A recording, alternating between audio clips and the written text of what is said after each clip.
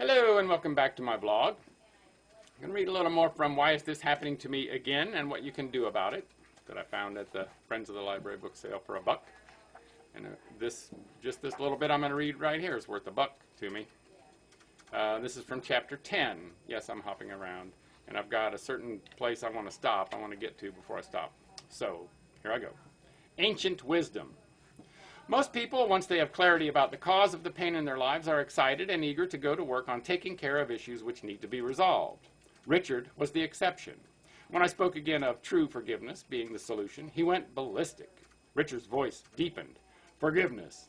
Come on, I've been listening to your explanation, but I've tried forgiveness. It changes nothing, he bellowed. Take another deep breath, I suggested. Remember, I spoke of letting go of the dialogue in your head. I invite you to listen to my words, not your past realities about forgiveness and the negative associations you have made. The way forgiveness is commonly taught is only a shadow of its true meaning and function. In this culture, we've generally accepted a substitute for true forgiveness. Due to our own ignorance, we've bought into the common belief that forgiveness means letting them off the hook for the terrible things they have done to us. This is a Greek concept. It comes from a mindset that externalized everything and attributed cause to the outside world. This is not how true forgiveness was originally presented, and not even close to the original Aramaic concept. Engaging in true forgiveness is required to heal. I personally believe that human beings and even civilizations cannot survive long-term without it. Observe the direction our culture has been moving, and I think you will see what I mean. Richard seemed to be baiting me. You've mentioned Aramaic several times. Does it have something to do with religion? If so, I'm really not interested in hearing about it. The Aramaic language is an ancient tongue, spoken by the originators of at least 5 of the world's major religions. Religions address the topic of forgiveness, of course, but the topic itself is not the exclusive property of the religious. We need not speak of forgiveness in a religious context in order to experience its enormous practical value. For me, Richard began, forgiveness has been linked to religion, something which doesn't interest me. It never occurred to me that it could be useful in a practical sense outside of the religious context. He softened a little as he continued. Tell me more about this Aramaic and why it is so important. According to historians, the Aramaic language sprang to life fully matured. There was no developmental period nor any known place of origin, and Aramaic is one of the oldest spoken and written languages in the world. It was the language of the day throughout the Persian and Babylonian empires, from 1000 BC to 1000 AD. Aramaic could be heard from the Mediterranean to the Great Wall of China. It is still spoken today in some villages of Lebanon and in the mountains of northern Iraq.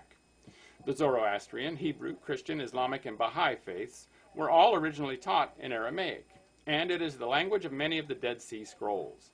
It was the native tongue of Moses, Abraham, Jesus, Muhammad, and Baha'u'llah. How does that relate to my 20th century mind? The Aramaic language and culture impart a practical understanding of human behavior and clearly explain how the mind works. It has the ability to convey deep psychological meanings by simply adding prefixes and suffixes to root words, an ability unknown in any other language. It seems to me that it has this ability because the Aramaic peoples had an understanding that no other culture has acquired to date. This ancient language encompasses a technology desperately needed to heal the insanities in our culture. The level of comprehension of human function reflected in Aramaic is unknown in the West, and what today is thought of as religion was then simply guidance for daily living. It taught people how to best handle their family lives, relationships, sexuality, businesses, taxes, legal matters, land, crops, inheritance, and finances. Unfortunately, its advice has been, for the most part, ignored and thought of as antiquated by the modern mind. It has a thought structure so radically different from what most of us had been taught that, when first confronted, it shocks the Western mind. Still sounds like a religious spiel to me, he exclaimed. Can you let go of the conversation in your head long enough to hear that there might be more in the scriptures than your idea of religion?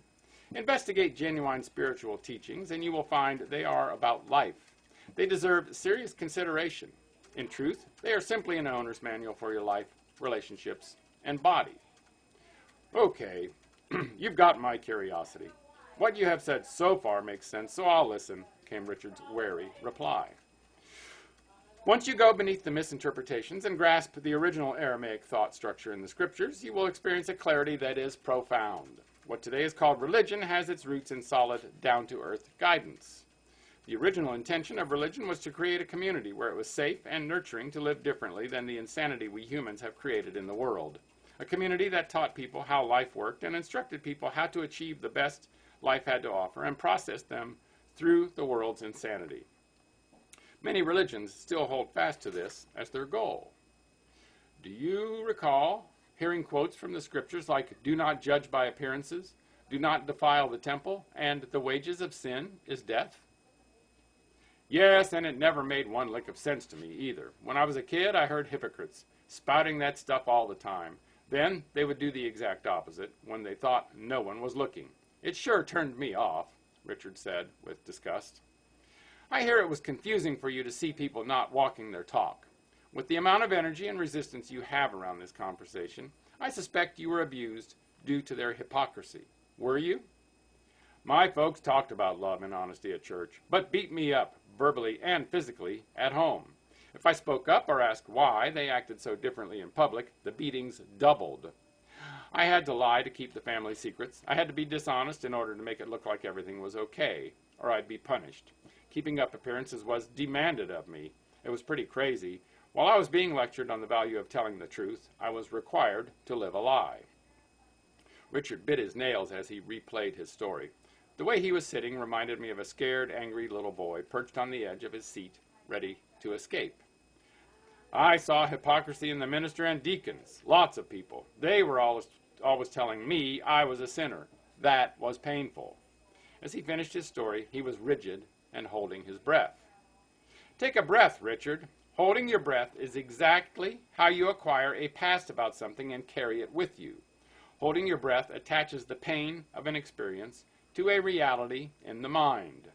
If that reality is triggered, even though external circumstances do not justify it, there will be pain. And that's where I'm stopping for today. I had never heard that particular concept before, and I didn't know that about Aramaic. So, like I say, this book was well worth $1. More tomorrow. What will it be? I don't know. Make it a great day, and bye for now.